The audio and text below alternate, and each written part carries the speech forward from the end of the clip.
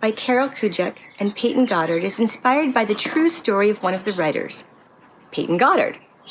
Peyton struggled for over 22 years, unable to speak, which led people to believe that she was mentally challenged. When Peyton was finally able to gain a method of communication, she graduated from college as valedictorian and continues to write and advocate for inclusion, valuing all people and protecting those who are vulnerable. This book has been selected as a Junior Library Guild Gold Standard selection. The main character, Charity, is 13 years old, and she has not spoken since the day she was born. She also struggles with body movements.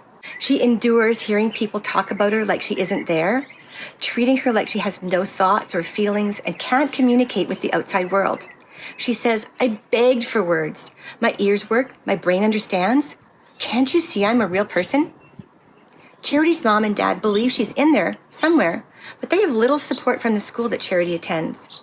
She also endures a horrible school experience until one day her mother shows up at the school unannounced and discovers the terrible conditions that children are experiencing.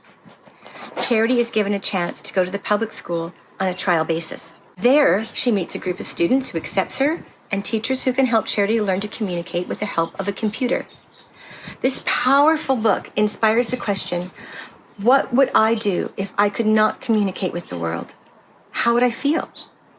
What would it be like not to be able to tell anyone what you think or feel or want? To have to accept what other people assume you think, feel, and want? What would that be like? The SEL themes of compassion, empathy, acceptance of others, relationships, and the rights of all people are vividly highlighted in this novel. Our interesting fact for this novel is the inability to speak, or aphasia, affects about 2 million people in the United States. Aphasia is a brain disorder resulting in the difficulty of speaking or understanding when others speak. There are several types of aphasia, but it's usually occurred due to damage to a part of your brain. It can also occur due to conditions that disrupt how your brain works. Two things happen when you talk. You need to be able to control the muscles for speech, and you also need to be able to understand and choose the right words. Aphasia occurs when one or both of these abilities is compromised.